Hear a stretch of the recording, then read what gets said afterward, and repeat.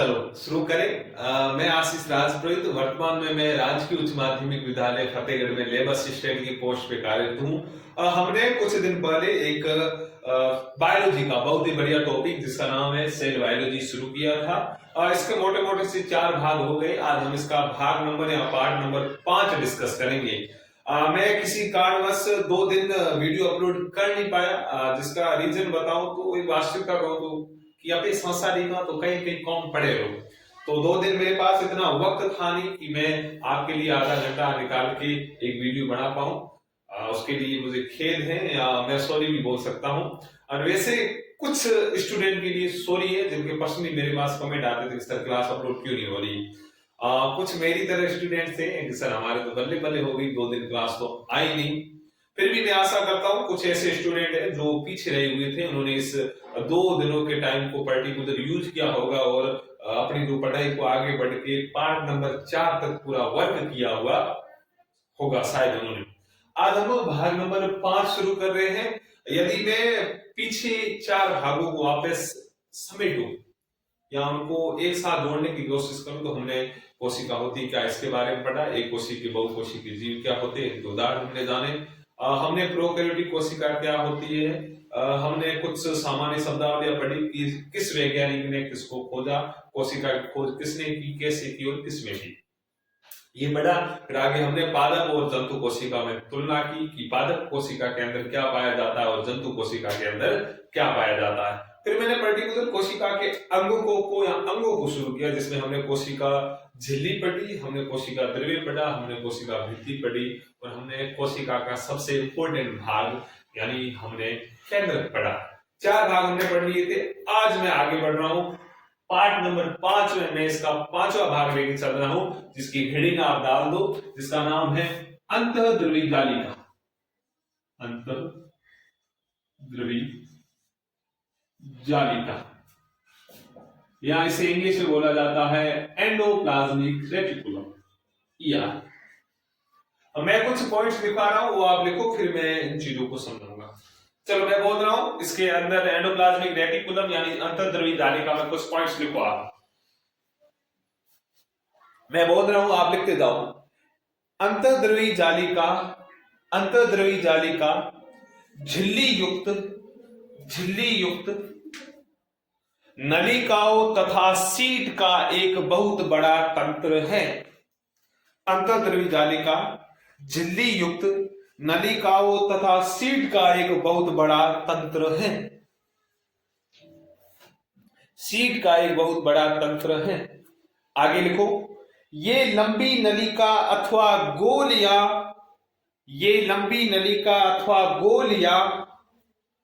आयताकार थैलों की तरह दिखाई देती है। ये लंबी नलिका अथवा गोल या आयताकार थैलों की तरह दिखाई देती है। फिर नई लाइन से शुरू करो। अंतःद्रवी जालिका 2 प्रकार की होती है। अंतःद्रवी जालिका 2 प्रकार की होती है। कितने प्रकार के इसके हैं? 2 प्रकार, 2 टाइप्स। अंतःद्रवी जालिका के 2। अंतःद्रवी जालिका की जगह मैं ER लिख सकता हूं, यानी एंडोप्लाज्मिक रेटिकुलम सेम हुआ। इसके 2 भाग है, कितने? 2। मैं लिखा हूं, इसे लिखो। पहला भाग है चिकनी अंतःद्रवी जालिका, अंतःद्रवी जालिका, और दूसरा इसका भाग है खुरदरी अंतःद्रवी जालिका, खुरदरी अंतःद्रवी जालिका। कोष्टक में लिख लो, चिकनी अंतःद्रवी जालिका को बोलते हैं SER, जो खुरदरी होती है उसे बोलते हैं RER। यहां तक लिख लो, मैं समझा रहा हूं। Endoplasmic reticulum 2 types. फर्स्ट है चिकनी अंतःद्रवी जालिका यानी SER, सेकंड है खुरदरी अंतःद्रवी जालिका यानी RER। SER का मतलब है स्मूथ एंडोप्लाज्मिक रेटिकुलम, खुरदरी का मतलब है रफ एंडोप्लाज्मिक रेटिकुलम। ये इसके 2 प्रकार है। अब हम जानेंगे इन प्रकारों का काम क्या है। अब मैं बोल रहा हूं, आगे आप लिखो। मैं जो चीजें बोल रहा हूं आगे आप लिखो। लिखो, ये बना दिया, आगे लिखो। खुरदरी खुरदरी एंडोप्लाज्मिक रेटिकुलम, यानी खुरदरी अंतर्द्रवी जालिका, खुरदरी अंतर्द्रवी जालिका सूक्ष्मदर्शी से देखने पर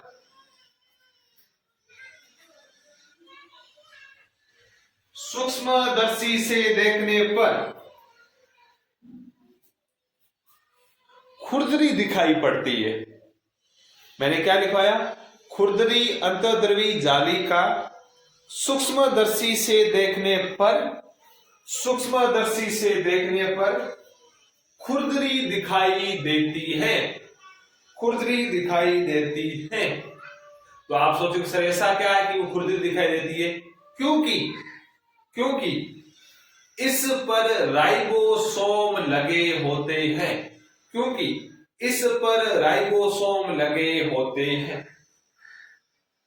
मैंने आपको पहले भी राइबोसोम के बारे में बताया है। जब मैंने पादप और जंतु कोशिका की तुलना की थी तब मैंने राइबोसोम शब्द पढ़ाया था, उसके लिए पर्टिकुलर एक शब्द यूज किया था। किसी को बताया? कौन बताएगा? किसी को पता है? ज्योति सेन क्लास 8, मैंने क्या बताया था? शायद भाग नंबर 3 या 4 के अंदर था। मैंने राइबोसोम के लिए कुछ बोला था, इसके मैंने कुछ बखान किए थे, वो बखान मुझे सुनाओ। Kesar class 8, Sangeeta Bishnoi class 9, Praveen Bishnoi class 8, Yashvindra Sen class 9, Ashish Chandrani class 11, Seema class 11th biology, sorry class 11th agriculture, जो क्लास 11th में वो पूजा। चलो पूजा क्लास 11th बायोलॉजी। तुम बताओ मैंने क्या बोला था? Jujhar Singh class 11th biology. मैंने राइबोसोम के बखान किए थे, मैंने क्या बोला था? किसी को याद है? चलो दिव्या कुमावत, तुम भी बता दो। छगनी कुमावत, वेरी गुड। क्या आंसर जाएगा? कि सर जब आपने राइबोसोम के बारे में बताया था तब आपने बोला था कि इसे हम कोशिका की प्रोटीन फैक्ट्री बोलते हैं। क्या बोलते हैं? Protein factory. वैसे अधिकांश जिन बच्चों का मैंने नाम लिया उन्होंने सबने आंसर सही बताया है। इसका मतलब आप लिखने के साथ साथ पढ़ भी रहे हो, यानी याद भी कर रहे हो। Very good. आगे बढ़े अपन। आगे लिखो आप। चिकनी अंतर्द्रवी जालिका, चिकनी अंतर्द्रवी जालिका वसा तथा लिपिड अणुओं के, वसा तथा लिपिड अणुओं के निर्माण में सहायक हैं, निर्माण में सहायक हैं। एवं खुरदरी अंतर्द्रवी जालिका, खुरदरी अंतर्द्रवी जालिका प्रोटीन संश्लेषण में सहायक हैं, प्रोटीन संश्लेषण में सहायक हैं। अब नई लाइन से शुरू करो जो मैं बोल रहा हूं। अंतर्द्रवी जालिका, खुरदरी और चिकनी की बात नहीं कर रहा हूं, मैं सिर्फ अंतर्द्रवी जालिका बोल रहा हूं। अंतर्द्रवी जालिका का एक महत्वपूर्ण कार्य, एक महत्वपूर्ण कार्य कोशिका द्रव्य के विभिन्न क्षेत्रों के मध्य, कोशिका द्रव्य के विभिन्न क्षेत्रों के मध्य अथवा कोशिका द्रव्य के विभिन्न क्षेत्रों तथा, अथवा कोशिका द्रव्य के विभिन्न क्षेत्रों तथा केंद्रक के मध्य, केंद्रक के मध्य पदार्थों के परिवहन में, पदार्थों के परिवहन में नलिका के रूप में कार्य करना है, नलिका के रूप में कार्य करना है। चलो यहां तक लिख लिया आपने। मोटा मोटा सा अंतर्द्रवी जालिका के लिए इतना खूब था, फिर भी मैं आपको इन पॉइंट्स को वापस रिपीट करवा देता हूं। आप समझो, हमने 5 नंबर भाग में पढ़ा। 5वां पॉइंट अंतर्द्रवी जालिका। सबसे पहले यदि बोला जाए इसकी संरचना कैसी होती है तो आप बोलोगे या तो नलिका के समान या आयताकार, एक के समान। ठीक है। फिर आपको बोले इसके प्रकार, तब आप बोलोगे सर इसके 2 प्रकार होते हैं, एक को बोलते हैं स्मूथ एंडोप्लाज्मिक रेटिकुलम, दूसरी को बोलते हैं रफ एंडोप्लाज्मिक रेटिकुलम। हाँ या ना? यही रफ को रफ क्यों बोलते हैं? क्योंकि इसकी संरचना के ऊपर राइबोसोम लगे होते हैं, राइबोसोम लगे होते हैं। और दूसरी वालों को स्मूथ क्यों बोलते हैं? क्योंकि इसके ऊपर किसी भी प्रकार के राइबोसोम नहीं होते, राइबोसोम लगे होते हैं। इसी राइबोसोम को हम बोलते हैं, इसी राइबोसोम को हम बोलते हैं प्रोटीन फैक्ट्री। क्या बोलते हैं? Protein factory. है ना? Protein factory. यदि आपको पूछा जाए प्रोटीन फैक्ट्री किसे बोलते हैं? राइबोसोम को। रफ एंडोप्लाज्मिक रेटिकुलम का किससे संबंध है? तो बोलोगे प्रोटीन संश्लेषण में या प्रोटीन के निर्माण में। दूसरा था स्मूथ यानी चिकनी एंडोप्लाज्मिक रेटिकुलम, इसका काम होता है वसा का निर्माण करना, वसा का निर्माण करना। क्यों करती है? क्योंकि इसके पास राइबोसोम होते नहीं, यदि होते तो ये भी प्रोटीन बनाती। ये फिर मैंने बताया कि अंतर्द्रव्यी जालिका का एक और महत्वपूर्ण कार्य होता है कि यह कोशिका द्रव्य के अंदर या कोशिका द्रव्य के विभिन्न क्षेत्रों में पदार्थों के परिवहन के लिए नलिका का कार्य करती है। सिंपली बात, मैंने एक कोशिका बनाई, बीच वाला पॉइंट केंद्र, साइड में जो द्रव जैसा पदार्थ है इसे हम क्या बोलते हैं? कोशिका द्रव्य। हाँ या ना? अब मैं बोल रहा हूं मेरे पास एक एंडोप्लाज्मिक रेटिकुलम ऐसी है, एक मेरे पास ऐसी है, एक ऐसी है। है ना?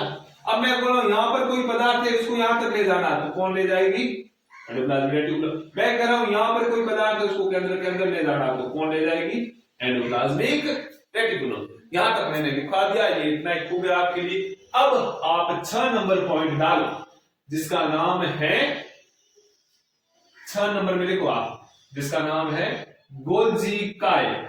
गोल्जी काय या गोल्जी उपकरण, मैं लिख रहा हूं 6 नंबर पॉइंट है गोल्जी काय, या इसके लिए लिखा जाता है गोल्जी उपकरण। गोल्जी उपकरण, किसी बुक में गोल्जी उपकरण लिखा हुआ है, किसी में गोल्जी काय, या इंग्लिश में बोलते हैं जीबी यानी गोल्जी बॉडी। ये लिखो आप। चलो आपने जो ये हेडिंग डाली उसके अंदर आप लिखो, मैं कुछ पॉइंट्स लिखा रहा हूं, चलो लिखो आप। कैमिलो गोल्जी द्वारा, कैमिलो गोल्जी द्वारा खोजी गई गोल्जी काय, खोजी गई गोल्जी काय एक झिल्ली युक्त चपटी पुट्टिकाओं का, एक झिल्ली युक्त चपटी पुट्टिकाओं का, चपटी पुट्टिकाओं का तंत्र है, चपटी पुट्टिकाओं का तंत्र है, चपटी पुट्टिकाओं का तंत्र है, जो एक दूसरे के ऊपर समानांतर रूप से सजी रहती हैं, जिन्हें कुंडिका कहते हैं, जिन्हें कुंडिका कहते हैं। आगे लिखो गोल्जी उपकरण का, कोमा लगा आगे लिखो, गोल्जी उपकरण का संबंध अंतःद्रव्यी जालिका से है, अंतःद्रव्यी जालिका से है। आगे लिखो आप, नई लाइन से शुरू करो। अंतःद्रव्यी जालिका में संश्लेषित पदार्थ, अंतःद्रव्यी जालिका में संश्लेषित पदार्थ, मैं लिख रहा हूं यहां पे संश्लेषित पदार्थ गोल्जी उपकरण में पैक किए जाते हैं और उन्हें कोशिका के बाहर तथा अंदर विभिन्न क्षेत्रों में भेज दिया जाता है। ये मोटा मोटा सा था गोल्जी उपकरण के बारे में। चलो मैं समझा देता हूं क्या है क्या नहीं। पहली चीज है, इसकी खोज किसने की, तब आप बोलोगे कैमिलो गोल्जी ने। एक वैज्ञानिक थे जिनका नाम था कैमिलो गोल्जी। क्या नाम था, कैमिलो गोल्जी। इन्होंने इसकी खोज की।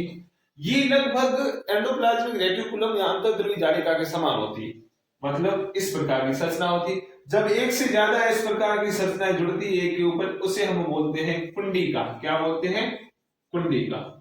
और क्या काम है, यदि हम इस काम की बात करें गोल्जी उपकरण की, जो पदार्थ एंडोप्लाज्मिक रेटिकुलम यानी अंतर्द्रव्यी जालिका के अंदर संचित होते हैं, मतलब वो प्रोटीन बनाती है या संश्लेषित होते हैं या वसा बनाती है, उनकी पैकेजिंग होने के बाद वो इसके अंदर जाते हैं। इसके अंदर फिर ये गोल्जिकाएं उनको कोशिका के एक दूसरे भागों तक ट्रांसफर करती हैं। इतना सा खूब है आपके गोल्जिकाए के बारे में। 6 नंबर पॉइंट हो गया। अब 7वां नंबर पॉइंट है जिसका नाम है लाइसोसोम। क्या नाम है, लाइसोसोम। तो मैं यहां पे लिख रहा हूं 7वां नंबर पॉइंट और आप हेडिंग डाल।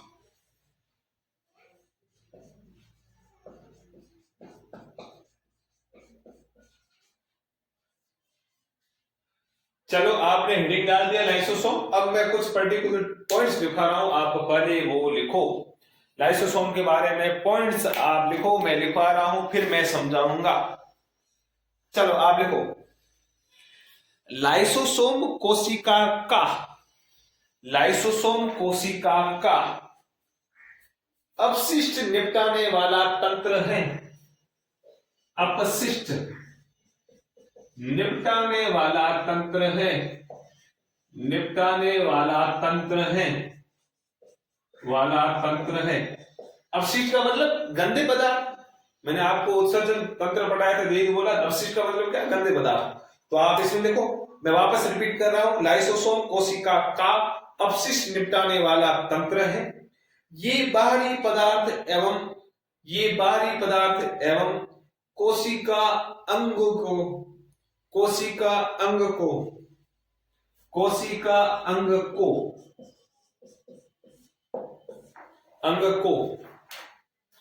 के टूटे फूटे भागों को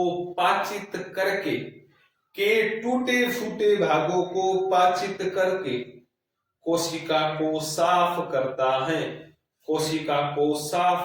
है। आगे नई लाइन से लिखो। लाइसोसोम में बहुत शक्तिशाली पाचनकारी एंजाइम पाए जाते हैं जो जटिल पदार्थों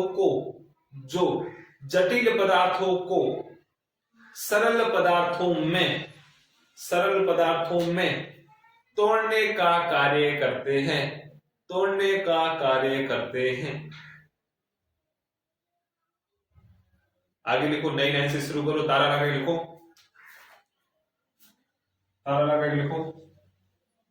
लाइसोसोम को आत्मघाती थैली कहते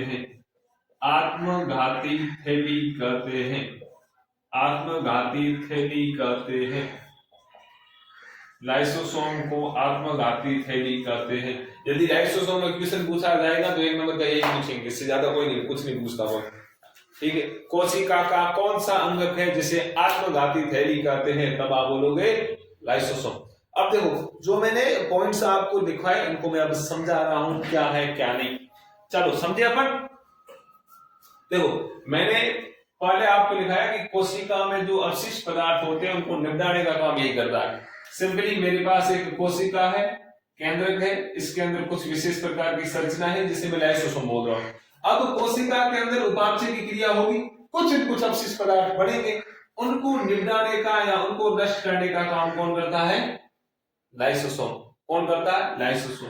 लाइसोसोम के अंदर बहुत शक्तिशाली पाचक एंजाइम पाए जाते हैं। कैसे एंजाइम, पाचक एंजाइम पाए जाते हैं जो जटिल से जटिल यानी मुश्किल से मुश्किल जो अवशिष्ट पदार्थ होता है, जो गंदा पदार्थ होता है, उनको पचाने का या उनको नष्ट करने का काम ये पाचक एंजाइम करते हैं।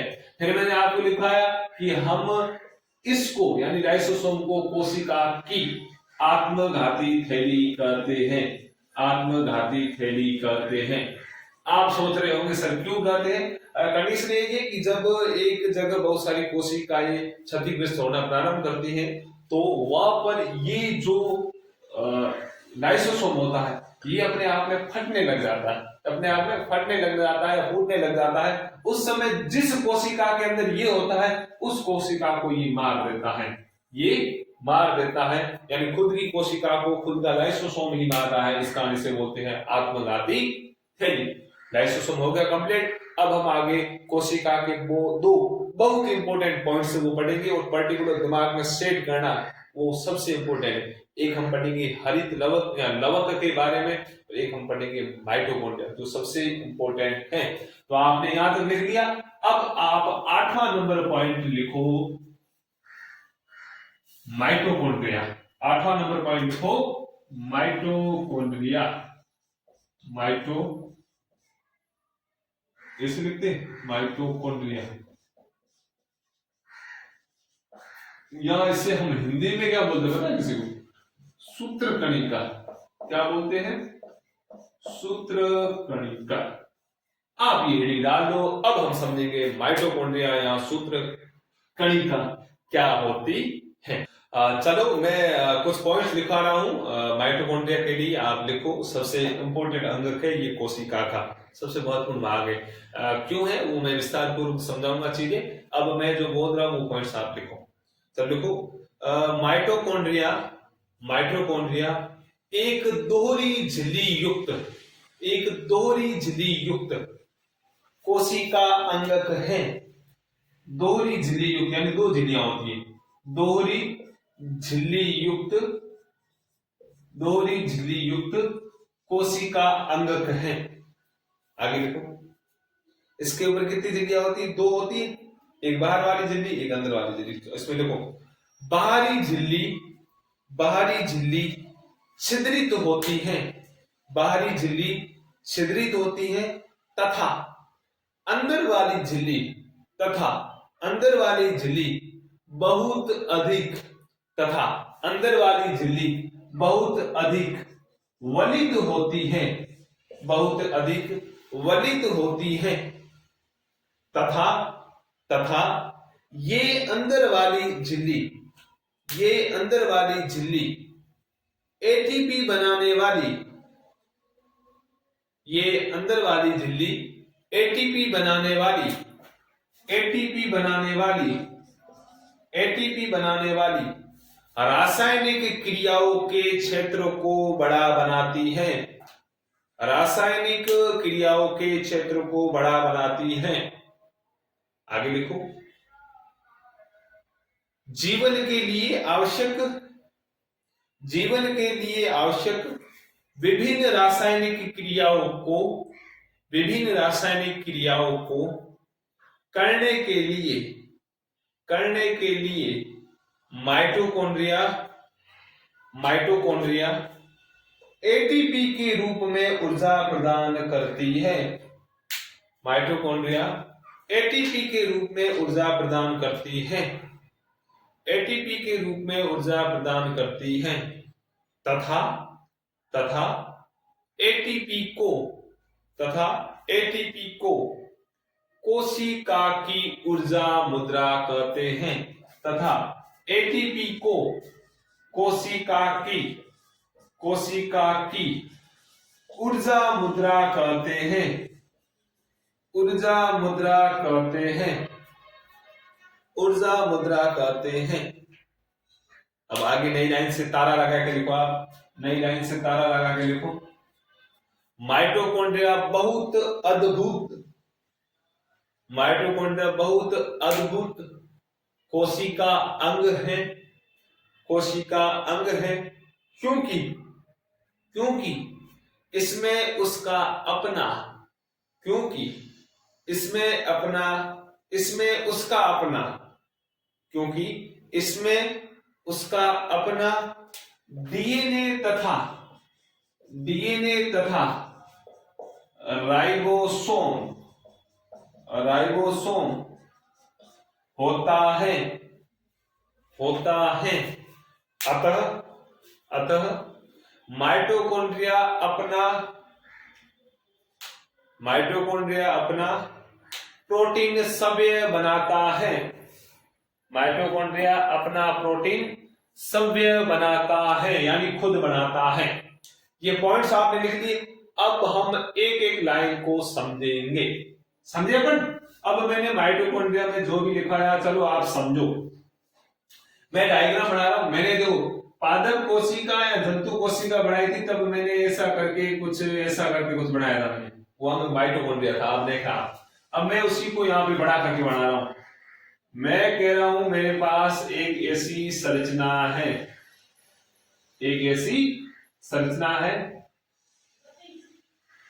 देख रहे हो आप, एक ऐसी संरचना है। इसी में बोल रहा हूं माइटोकॉन्ड्रिया। क्या बोल रहा हूं? माइटोकॉन्ड्रिया। मैंने सबसे पहले लिखवाया है कि माइटोकॉन्ड्रिया एक दोहरी झिल्ली युक्त अंगक है, यानी इसके ऊपर दो झिल्लियां पाई जाती। दो झिल्लियां मतलब देखो, मैं अब सर्दियों में अपन दो तीन पहनते हैं। मैं यदि तीन ऊपर से कोई कपड़े पहनता हूं तो तीन ही झिल्ली होगी, दो पहनता हूं तो दो ही झिल्ली होगी। इसके ऊपर देखो बाहर वाली ये देख रहे हो, ये है पहली झिल्ली, ये दूसरी वाली जो वलित है, वलन की हुई टेढ़ी मेढ़ी, ये है दूसरी झिल्ली। बाहर वाली जो झिल्ली होती है वो छिद्रित होती है। कैसी होती है? छिद्रित होती है, यानी इसके ऊपर छेद होते हैं। अंदर वाली जो वलित झिल्ली होती है इसके ऊपर एटीपी निर्माण की क्रिया चलती है। क्या चलती है? एटीपी निर्माण की। वैसे मैंने बोला था एटीपी को हम कोशिका की ऊर्जा मुद्रा बोलते हैं, मैं पहले भी बोला था। एटीपी की फुल फॉर्म क्या होती है, कोई मुझे बताएगा? मैंने पढ़ाया पहले, शायद 9th वाले बच्चे पढ़े या ना पढ़े, 8वीं वालों को पता है, 11th वालों को पता है और 10वीं वालों को पता है। एटीपी की फुल फॉर्म क्या है, और शायद 9th वाले को किसी बच्चों को पता हो सकता है। चलो महावीर तुम बताओ क्या है? Yashvinder Sen, Ashish Chanchlani, Vishnaram, Kavita class 11th agriculture, सुबह class 11th agriculture, Shobha class 11th agriculture, Devasi class 11th biology, Islam class 8, Karan Sen class 8। क्या जाएगा आंसर? Very good. क्या बोलते हैं? इसकी फुल फॉर्म होती है एडिनोसिन ट्राइफॉस्फेट। ये याद रखना है, एडिनोसिन ट्राइफॉस्फेट। यही हमारी ऊर्जा मुद्रा है, हमें ऊर्जा इसी के रूप में मिलती है। तो इसका निर्माण कहाँ होता है? कोशिका, देखो सिंपली एटीपी का निर्माण कहाँ होता है?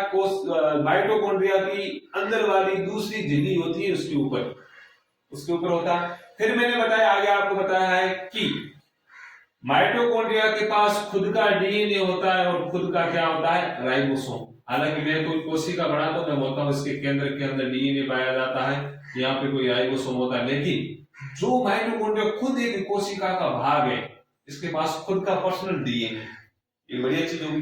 दूसरा, इसके पास खुद का पर्सनल राइबोसोम है। राइबोसोम मतलब कोशिका की प्रोटीन फैक्ट्री। तो इसके पास खुद के पास है, तो ये खुद का प्रोटीन खुद बना सकती है। फिर लास्ट में एक और पॉइंट लिख लो, मैंने आपको बताया नहीं, अभी लिख लो आप। माइटोकॉन्ड्रिया को कोशिका का, देख लो, माइटोकॉन्ड्रिया को कोशिका का बिजली घर करते हैं।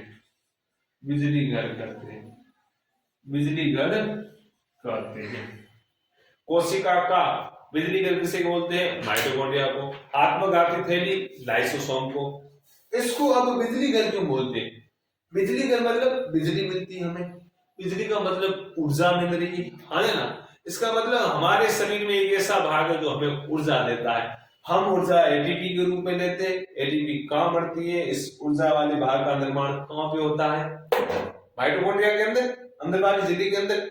इसका मतलब हमें ऊर्जा इससे मिल रही है, हमारी ऊर्जा का निर्माण यहां से हो रहा है, तो इसलिए हम बोलते हैं बिजली घर। बिजली घर से हमें क्या बोलती है?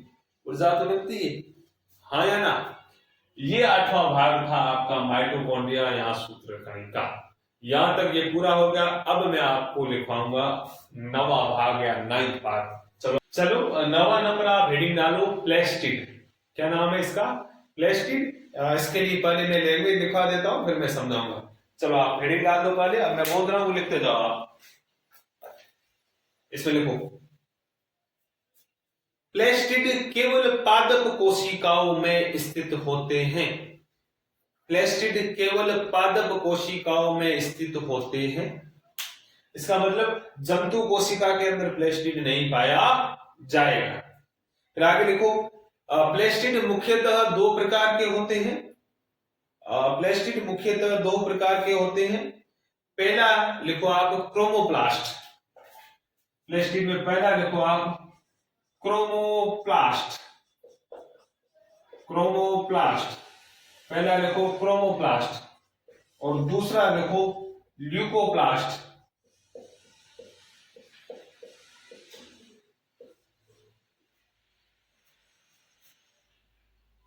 क्रोमोप्लास्ट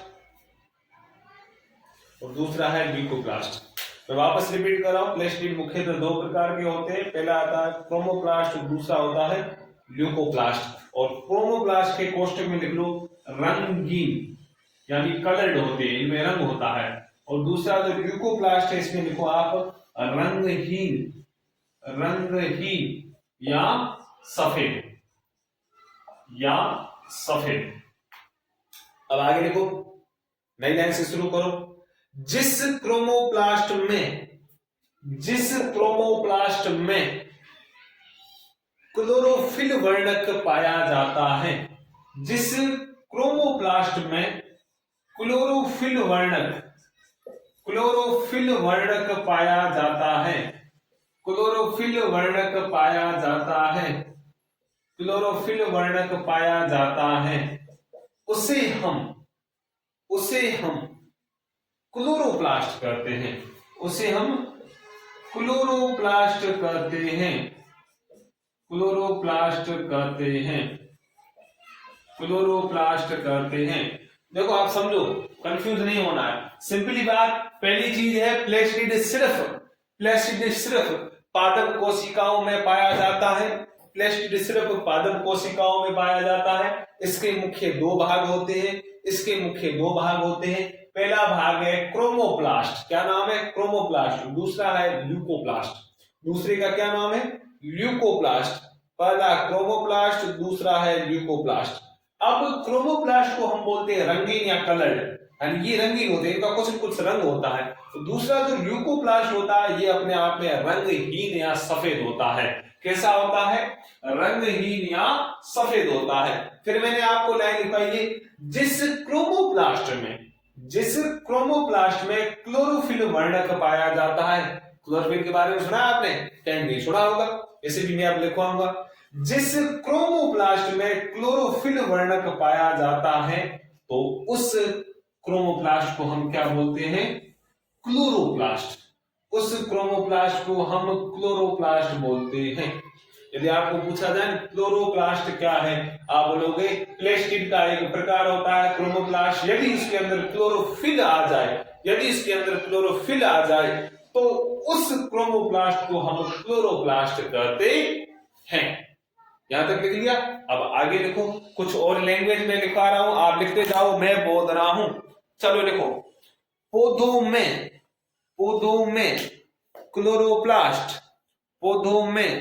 क्लोरोप्लास्ट प्रकाश संश्लेषण के लिए बहुत आवश्यक है। प्रकाश संश्लेषण के लिए बहुत आवश्यक है। आगे लिखो आप, प्लेस्टिड लगभग संरचना में माइटोकॉन्ड्रिया की तरह होते हैं। प्लेस्टिड लगभग संरचना में माइटोकॉन्ड्रिया जैसे होते हैं, यानी प्लेस्टिड की जो स्ट्रक्चर है वो माइटोकॉन्ड्रिया के समान होते हैं। और आगे लिखो, माइटोकॉन्ड्रिया की तरह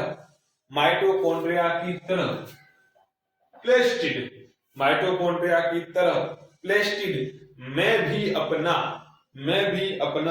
डीएनए तथा राइबोसोम होता है। डीएनए अथवा राइबोसोम होता है। देखो माइटोकॉन्ड्रिया के पास पर्सनली था डीएनए और राइबोसोम, और प्लस 2 के पास भी होता है। मोटा मोटा सा इतना खूब है इसके बारे में। जहां संभव आपके स्कूल लाइफ में जो पूछे जाते हैं क्वेश्चन यही पूछे जाते हैं, इससे बाहर कुछ नहीं पूछा जाएगा, ये मेरी गारंटी। पढ़ते रहो। मोस्टली हमने सेल बायोलॉजी को कवर अप कर लिया, मतलब एंडिंग पे ये टॉपिक है। कल इसका जो लास्ट भाग होगा वो पार्ट नंबर 6 होगा, मैं सेल बायोलॉजी कंप्लीट कर दूंगा। हम कल कुछ अच्छे क्वेश्चंस लाएंगे।